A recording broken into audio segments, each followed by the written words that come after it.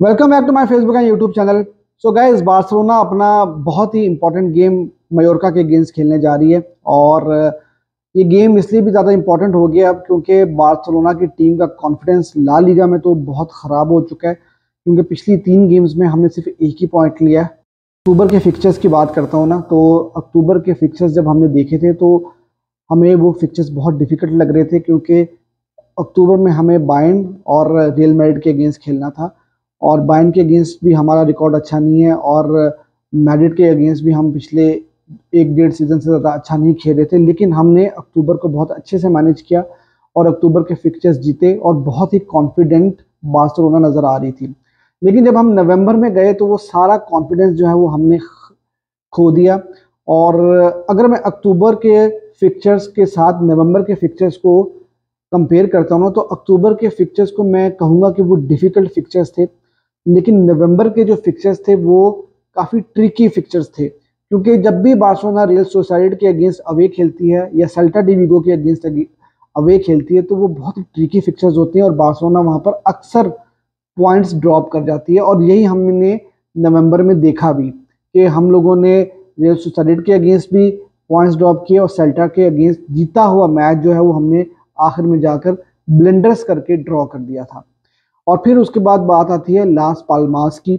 लास पाल्मास का जो मैच हमने पिछला खेला, मेरे ख्याल में वो गेम हमें जीतनी चाहिए थी, क्योंकि हम वो होम पर खेल रहे थे। कोई इतनी रॉकेट साइंस नहीं थी उस गेम के अंदर, लेकिन हम लोगों ने मौके से फ़ायदा नहीं उठाया और हम लोगों ने वो गेम हार दी, जिसकी वजह से जो हमने एक बड़ी हेल्दी लीड बनाई हुई थी रियल मैड्रिड के ऊपर, वो लीड हमने खो दी। और अब अगर रियल मैड्रिड अपनी गेम्स इन हैंड जीत जाती है तो बार्सिलोना जो है वो फिर सेकंड पोजीशन के ऊपर आ जाएगी। और हम हमेशा रियल मैड्रिड की बात करते हैं, लेकिन अगर हम ला लीगा टेबल को देखें तो एटलेटिको डी मैड्रिड भी ज़्यादा पीछे नहीं है और गैप जो है वो बहुत क्लोज हो चुका है बार्सिलोना, रियल मैड्रिड और एटलेटिको डी मैड्रिड में। तो ये टाइटल रेस भी काफ़ी ज़्यादा सेंसेशनल होने जा रही है। अब हमने अक्टूबर और नवंबर की तो बात कर ली, लेकिन अब हम आ चुके हैं दिसंबर में। और दिसंबर के फिक्चर्स भी कोई ज़्यादा आसान होने नहीं वाले। दिसंबर के फिक्चर्स की अगर मैं बात करूं तो आज हम लोगों ने मयोर्का के अगेंस्ट मैच खेलना है, जो कि बहुत मुश्किल गेम होने वाला है, उसके ऊपर अभी हम बात करते हैं। उसके साथ साथ रियल बेटिस का गेम वो भी हमने अवे खेलना है, वो भी बहुत ट्रिकी फिक्चर होगा। और फिर चैंपियंस लीग में डॉटमेंट वाला गेम भी हमने अवे खेलना है, तो दिसंबर भी आसान नहीं होगा। और फिर हमने एटलेटिको डी मैड्रिड को होस्ट करना है, तो दिसंबर अब आपके सामने है और दिसंबर के फिक्चर्स भी जो है वो कोई इतने ज़्यादा आसान होने नहीं वाले। लेकिन अगर आपको कुछ अचीव करना है या आपको ला लीगा जीतनी है या आपको चैंपियंस लीग जीतनी है तो ऑफ कोर्स आपको इन टीम्स को हराना पड़ेगा। और आपने एक बहुत अच्छा मौका खो दिया जब आप रियल मैड्रिड के ऊपर काफ़ी अच्छी और हेल्दी लीड बनाए हुए थे। लेकिन अब जो हो गया सो हो गया। अब आपको जो है वो दोबारा से मोमेंटम गेन करना है और मेयोर्का के साथ आपका पहला गेम होने वाला है दिसंबर का। और अगर मैं मेयोर्का की बात करूं तो मेयोर्का की टीम भी कोई इतनी ज़्यादा आसान टीम नहीं है। टेबल के ऊपर 6 पोजीशन के ऊपर है, 24 पॉइंट्स जो है वो लेकर मेयोर्का की टीम बैठी हुई है। तो 24 पॉइंट, सॉरी। तो अब अगर मैं मयोर्का को ये कहूँ कि मयोर्का कोई आसान टीम है तो ऐसा बिल्कुल भी नहीं है। और मयोर्का अपने मैनेजर के अंडर बहुत अच्छा प्रोग्रेस कर रहे हैं। पिछले सीजन में कोपा डेल रे का फाइनल भी खेले। अनफॉर्चुनेटली फॉर देम वो फाइनल हार गए थे पेनल्टी शूट आउट के ऊपर।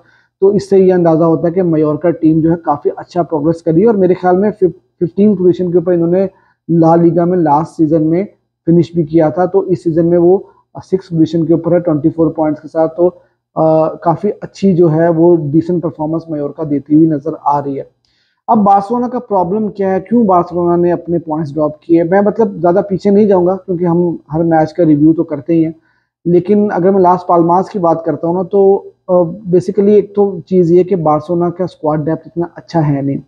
और सोने पे सुहागा, जब 20 मिनट ही गुजरे थे तो बल्दे भी इंजर्ड हो गए थे, फिर हमें जिरार्ड मार्टिन के ऊपर दोबारा से जो है वो ट्रस्ट करना पड़ा और उनको खेलना पड़ा। और उसके बाद कुंदे भी मुझे काफ़ी ज़्यादा फिटीग में नज़र आ रहे थे। लामीन यमाल ने पहला हाफ स्टार्ट नहीं किया था। अब जब लामीन यमाल नहीं थे और कुंदे खेल रहे थे तो उस वक्त उनका एक प्रॉपर जो राइट फ्लैंक में जो कॉम्बिनेशन बना होता वो हमें देखने को नहीं मिला। लेकिन जब लामिन यमाल आए तो कुंदे बाहर चले गए थे, तो तब भी हमें जो हमने देखा कि हेक्टर फोर्ड वो नहीं कर पा रहे थे जो कुंदे के होते हुए एक लिंकअप बनता है दोनों का, ओवरलैपिंग रन्स, कनेक्टिविटी, पासेज एक दूसरे के साथ, एक दूसरे को समझते हैं, तो वो चीज़ नहीं हो पा रही थी। फिर उसके बाद कसाडो अवेलेबल नहीं थे, और हमने देखा कि जब जब कसाडो और पेड्री का डबल पिवट भी टूटा है या ये दोनों साथ नहीं खेले तो बार्सिलोना को प्रॉब्लम्स हुई हैं। तो अब मेरे ख्याल में ये वाला गेम जो होगा इसमें हैंसी फ्लिक कुछ ज़्यादा मुझे लगता नहीं कि कुछ चेंजेस करेंगे, क्योंकि अब मार्जिन ऑफ एरर बिल्कुल भी नहीं है, और फ्लिक अपनी फुल टीम के साथ ही जाएंगे। अब गोलकीपर की जहाँ तक बात आती है ना, तो मेरे ख्याल में यार देखो शेजनी को अब स्टार्ट करा देना चाहिए, क्योंकि पिछले मैच में लास पाल्मास के अगेंस्ट जो हमने पहला गोल कंसीड किया था, तो वहाँ पर अगर आप नाकी पीनिया की पोजीशनिंग देखो तो वो बहुत ही ख़राब पोजीशनिंग थी। अगर उनकी पोजीशनिंग ठीक होती तो शायद वो गोल रुक भी जाता।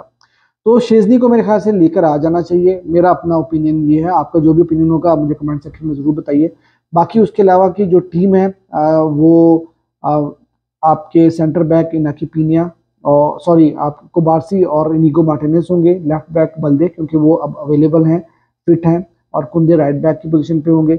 डबल पिवट में आपको पेड्री और कसाडो नजर आएंगे, और डैनी ओल्मो वो भी इस गेम के लिए फिट हैं, और डैनी ओल्मो को तो भाई दूध दूध पिलाना चाहिए, शहद वहद खिलाना चाहिए हैंसी फ्लिक को, क्योंकि हर 2-3 गेम के बाद वो अनफिट हो जाते हैं। तो उनको बहुत अच्छे से हमें मैनेज करना होगा। जहां पर हमारी अच्छी लीड बन जाएगी तो ओल्मो को वापस बुला लेना चाहिए हमें, क्योंकि ओल्मो का हमें पता है कि वो इंजरी प्रोन है। और फिर उसके अलावा स्ट्राइकर होंगे लेवेंडोस्की, लामिन यमाल राइट पे, और लेफ्ट विंग पे आपको रफीनिया खेलते हुए नजर आएंगे। तो ये मेरी लाइनअप है, और आई होप के इसमें कोई चेंजेस नहीं होंगी, और जो हैंसी फ्लिक हैं वो कुछ ज़्यादा अपने लाइनअप के साथ छेड़छाड़ ना करें। इस गेम में आपको फुल लाइनअप के साथ उतरना होगा, अपनी मेन लाइनअप के साथ उतरना होगा, और कोशिश ये करनी होगी कि जल्द से जल्द गोल स्कोर करके इस गेम को किल करने की कोशिश करें, क्योंकि हमने देखा कि जब जब गेम लेट गया है ना, और जैसे कि सेल्टा डी विगो का गेम था और लास पाल्मास वाला गेम था, तो जितना डीप गेम जाता है तो हम लोग वहां पर फिर पैनिक कर जाते हैं और हम लोग पॉइंट्स जो है वो ड्रॉप कर जाते हैं। तो बार्सिलोना जो है आई होप के यार इस गेम को अच्छे से मैनेज करे, और इंजरी जो है वो हम लोग किसी भी तरह की बर्दाश्त नहीं कर सकते। हमने देखा कि हमारे पास स्क्वाड डेप्थ बिल्कुल भी नहीं है, बल्दे इंजर्ड हो जाते हैं तो जेरार्ड मार्टिन को खिलाना पड़ता है, कुंदे अगर हमें उनको बाहर बुलाना पड़ता है तो हेक्टर फोर्ड को खिलाना पड़ता है, और हमारी left flank right flank, left और राइट दोनों साइड जो है वो हमारी जो है वो बहुत ज़्यादा जो है वो मुतासिर हो जाती हैं, बहुत ज़्यादा जो है वो हमें ट्रबल वहाँ पे देखने को मिलती है, क्योंकि ये दोनों प्लेयर्स उस कैलिबर के नहीं है जिस तरह की परफॉर्मेंसेज बल्दे से हम एक्सपेक्ट करते हैं या कुंदे से एक्सपेक्ट करते हैं। हेक्टर फोर्ड और जेरार्ड मार्टिन ये दोनों प्लेयर्स जब खेल रहे होते हैं तो वो फिर अब वो चीज़ जो है वो हम लोगों को देखने में नहीं मिलती। तो आई होप कि बार्सिलोना ये गेम जीते, और बार्सिलोना का प्रॉब्लम जो है वो यही है कि बार्सिलोना के पास स्क्वाड डेप्थ नहीं है। और इसके साथ साथ अगर मैं आपको फ्रैंकी डियोंग की अपडेट दूं तो उनका भी यही एक प्रॉब्लम चल रहा है कि जो न्यूज़ आ रही है फ्रैंकी डियोंग की, उनके अभी भी टो में प्रॉब्लम है, उनको पेन है, और वो जब बिल्कुल 1-on-1 सिचुएशन के ऊपर जाते हैं तो वहाँ पर वो थोड़ा डर जाते हैं, क्योंकि अभी तक वो कॉन्फिडेंस उनमें नहीं आया। तो इस वजह से भी जो है वो फ्रैंकी डियोंग ये गेम भी स्टार्ट नहीं कर पा रहे हैं, और उनका वो कॉन्फिडेंस भी नज़र नहीं आ रहा, जिसकी वजह से बार्सिलोना काफ़ी ज़्यादा सफ़र करती हुई नज़र आ रही है। अब जो कुछ भी है यही है हमारे पास, अभी तक नाइकी की डील का कोई अब पता नहीं है कि क्या है क्या नहीं है, और जनवरी में क्या हम कुछ एक आधा बैकअप साइन करेंगे कि नहीं। तो सीज़न जो है वो मुश्किल नज़र आ रहा है, क्योंकि अगर आपके प्लेयर्स इंजर्ड होते हैं तो आपने देखा कि आपके पास बैकअप ना होने की वजह से आप काफ़ी सफ़र करते हो फील्ड के ऊपर, और आप पॉइंट्स ड्रॉप करते हो। तो यार ये था मेरा मैच रिव्यू, और मेरी जो प्रिडिक्शन है गेम को लेकर वो ये कि बार्सिलोना ये मैच जो है वो 2-1 से जीतेगी। आपकी जो भी प्रिडिक्शन होगी मुझे कमेंट सेक्शन में जरूर बताइएगा, और अगर अभी तक आपने मेरे चैनल को सब्सक्राइब नहीं किया, मेरे चैनल को सब्सक्राइब कर दीजिए।